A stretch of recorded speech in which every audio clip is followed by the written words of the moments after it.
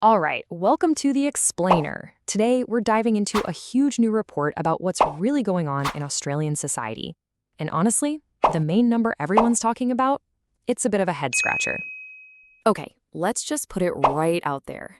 The number is 78. And for the third year running, that's been Australia's social cohesion score, according to the Scanlon Foundation's massive yearly survey. Now, on the surface, you look at that and think, hey, that's pretty stable, right? Especially with everything going on in the world. But what if that number isn't telling the whole story? What if it's actually hiding some pretty deep and growing cracks just beneath the surface? That's what we're going to do. Peel back the layers and see what's really happening. So here's how we're going to break it all down. We'll start with why that 78-point score is such a paradox. Then we're going to uncover three major fault lines. We'll also look at the one thing that seems to be holding it all together, check out how different people are spinning this data, and finally ask, where does Australia go from here? Okay, first up, the 78-point paradox. So why is the stable score so weird? Well, think of this report less like a quick checkup and more like a full-body CT scan of Australian society. It shows you everything, even the stuff you can't see on the surface.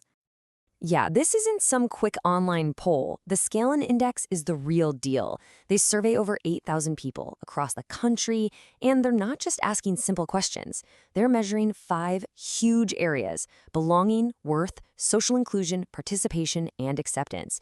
It really gets into everything from national pride to whether you trust your neighbors. So, the official take? You can probably guess. The government and some researchers are pointing to that stable 78 and saying, see, Australia has remarkable resilience.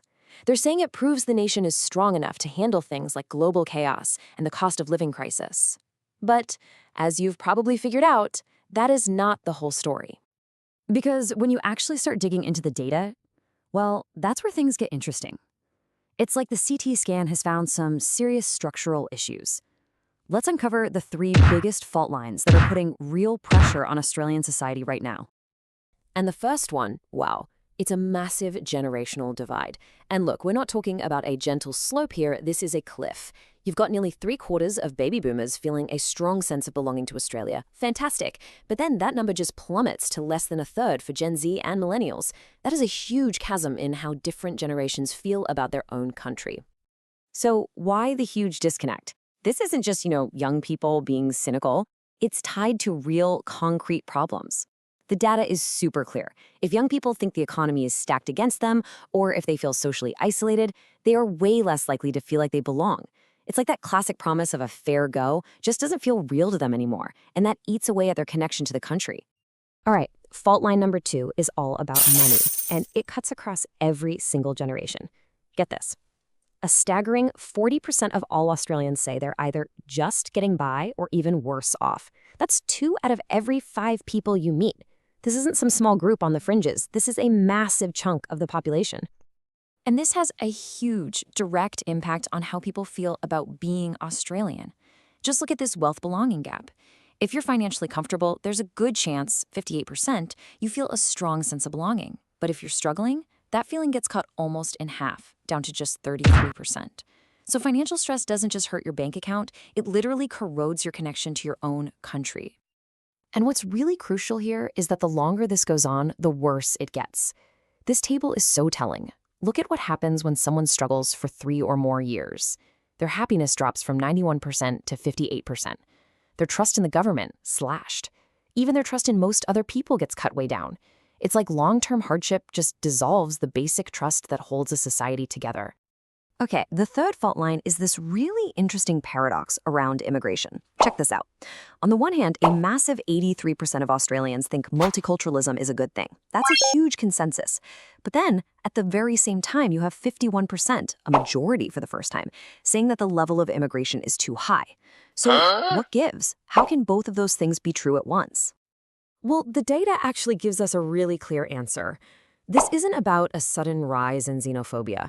It's almost entirely about economic anxiety. A big majority, 60%, think immigration is driving up housing prices. And here is the absolute kicker.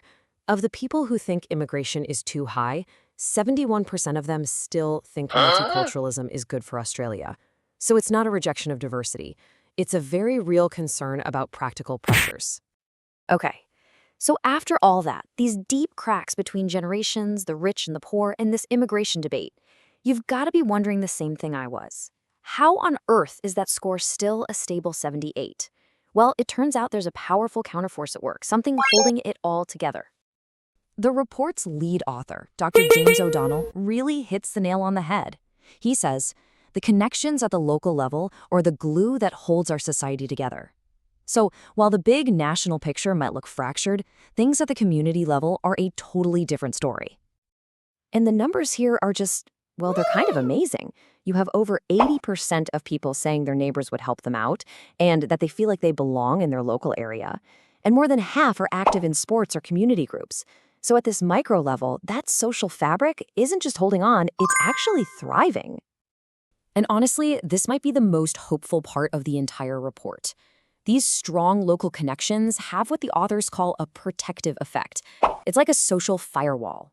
The long-term data shows that if you're in a strong community, you're more likely to bounce back from tough times, you're more likely to trust people, and over time, you're even more likely to rebuild that sense of national belonging. In a way, the local is actually healing the national.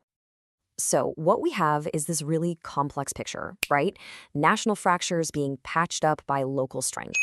And as you can probably predict, when you have a situation this complicated, different political groups are looking at the exact same data and coming to wildly different conclusions. And this table just lays it all out. The government looks at the report and sees resilience. Conservatives look at it and blame the current government's policies and immigration. Progressives look at it and say, see, it's all about economic inequality in the housing crisis. And then you have some academics who are basically saying the entire concept of social cohesion is just a political tool anyway. So the same set of facts becomes fuel for four totally different fires. So all of this leaves Australia at a really critical crossroads. That stable 78 score, it's not a given. The pressures underneath are very, very real. The question is, what's the path forward?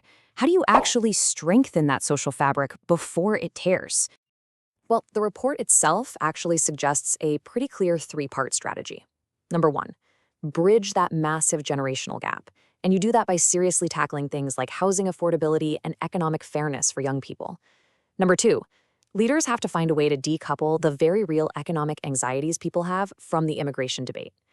And number three, double down on the one thing that's clearly working. Invest in and empower those local communities, that last fortress that's holding things together.